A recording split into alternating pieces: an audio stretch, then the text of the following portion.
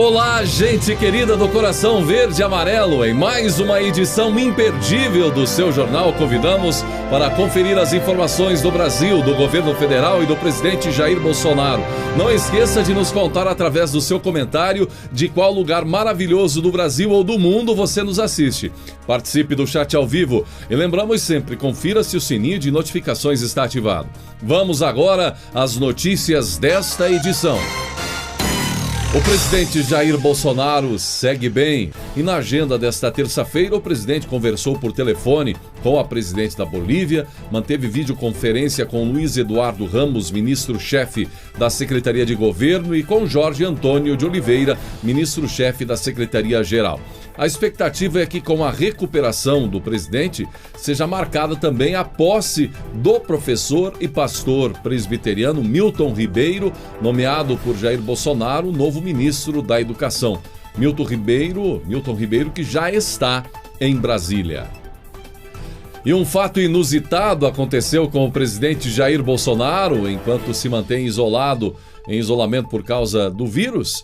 Em um dos momentos em que tomava um banho de sol no jardim do Palácio da Alvorada durante a caminhada, já no lado de fora do palácio, Bolsonaro decidiu alimentar uma ema que estava por ali no gramado. O animal, contudo, não reagiu bem e bicou o presidente Jair Bolsonaro.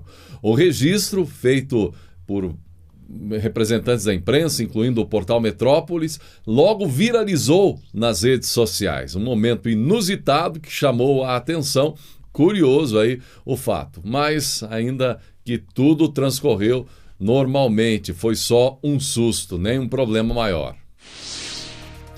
O presidente Jair Bolsonaro prorrogou os prazos de redução de jornada e de salário e de suspensão temporária do contrato de trabalho no âmbito do Programa Emergencial de Manutenção do Emprego e Renda, criado pelo governo para diminuir os efeitos econômicos e sociais causados pela pandemia de Covid-19. O decreto número 10.422/2020 foi publicado no Diário Oficial da União já. O prazo máximo para os acordos de redução proporcional da jornada de trabalho e de salário, que antes era de 90 dias, agora sendo de 120 dias. Já o prazo para a suspensão temporária do contrato de trabalho, que era de 60 dias, também passa a ser de 120 dias. A possibilidade de prorrogação já estava prevista na lei que instituiu o programa. As medidas têm o objetivo de diminuir as despesas das empresas em um período em que estão em atividades suspensas ou reduzidas. O decreto diz ainda que a suspensão do contrato de trabalho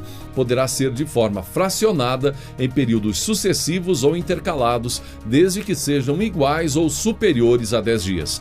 O programa também estabelece o pagamento de um benefício emergencial de R$ 600 por 3 meses para os empregados com contrato de trabalho intermitente, formalizado até 1º de abril, data da publicação da medida provisória 936, que inclusive originou o programa.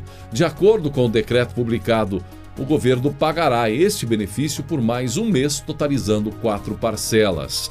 O benefício emergencial não pode ser acumulado com o auxílio emergencial pago pelo governo a trabalhadores informais, microempreendedores individuais, autônomos e desempregados. Nesse caso, os trabalhadores com contrato intermitente terão direito àquele que for mais vantajoso.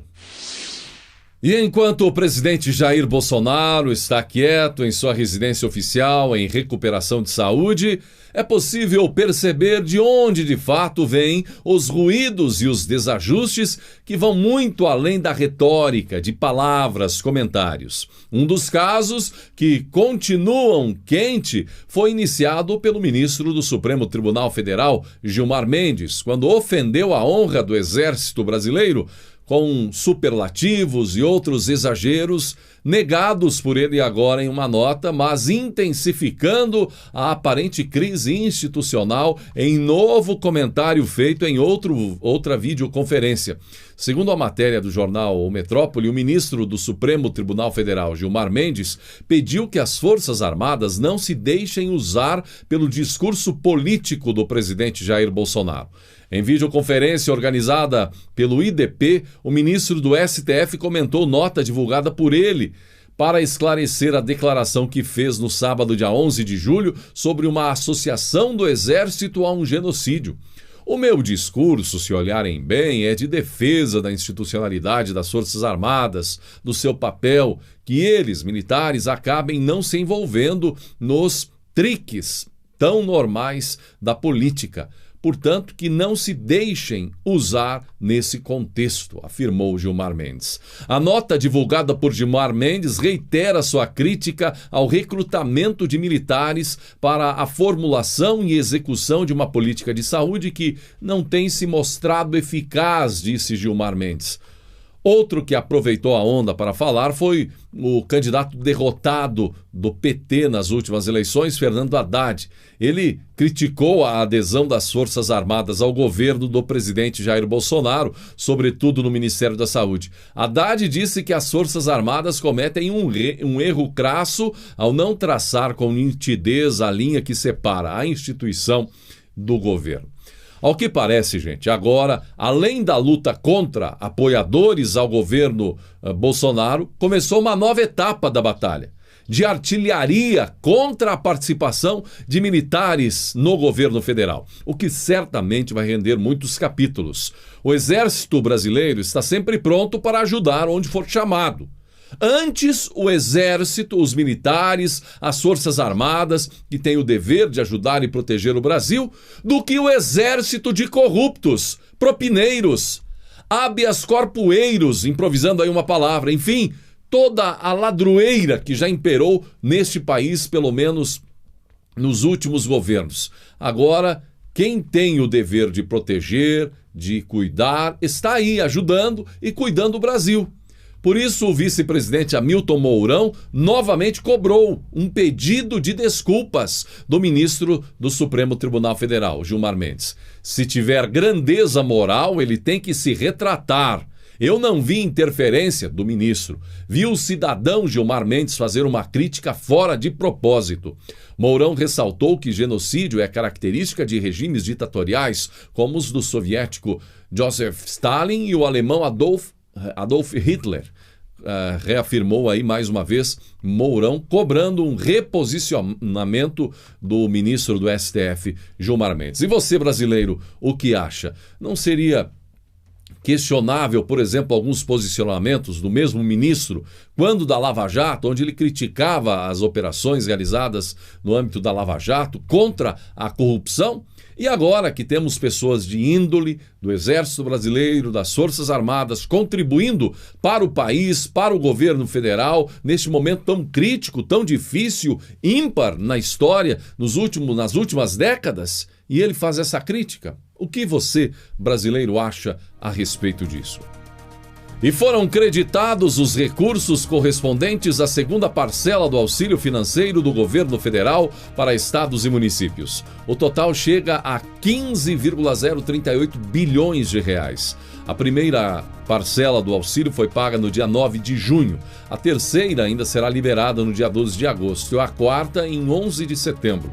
A lei complementar assinada pelo presidente Jair Bolsonaro em março permite a concessão de ajuda federal de cerca de 60,15 bilhões de reais a estados e municípios e também ao Distrito Federal para fortalecimento das ações de combate ao novo coronavírus. O repasse está sendo feito em 4 parcelas. Um pedido de impeachment contra o presidente Jair Bolsonaro foi entregue diretamente ao presidente da Câmara dos Deputados, Rodrigo Maia. O documento tem 133 páginas e é assinado por personalidades do meio artístico e até do futebol, como o cantor Chico Buarque, o ex-jogador Walter Casagrande e também o padre Júlio Lancelotti. O pedido de impeachment alega que Bolsonaro cometeu crimes de responsabilidade e cita ataques à imprensa e supostas falhas durante a pandemia do novo coronavírus. Entre as instituições de esquerda que coassinam o documento estão a Central Única dos Trabalhadores, a CUT, a União Nacional dos Estudantes, a UNE, o Movimento Negro Unificado, a Articulação dos Povos Indígenas do Brasil e outras. Está aí, Casagrande, jogador de futebol, que pena.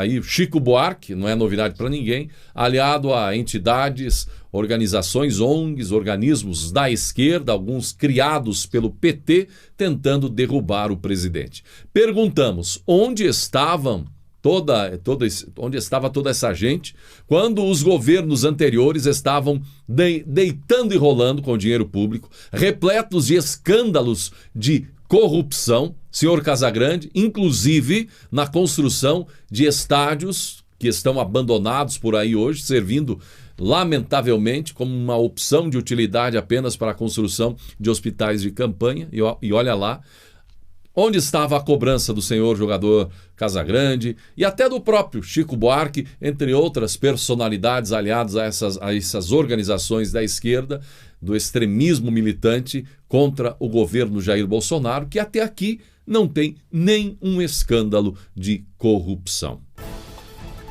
O Ministério do Desenvolvimento Regional autorizou um repasse de 30,7 milhões para ações de saneamento básico em 17 estados do Brasil. Os valores vão possibilitar obras de abastecimento, esgotamento sanitário, manejo de águas pluviais e saneamento integrado, além de estudos para o setor, destaca a Secretaria Especial de Comunicação da Presidência da República em anúncio no Twitter.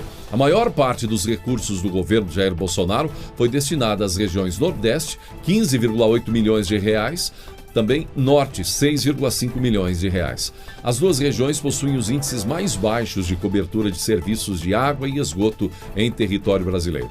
Estamos mantendo o aporte em obras importantes e que vão trazer melhores condições de vida à população brasileira, enfatizou o ministro Rogério Marinho.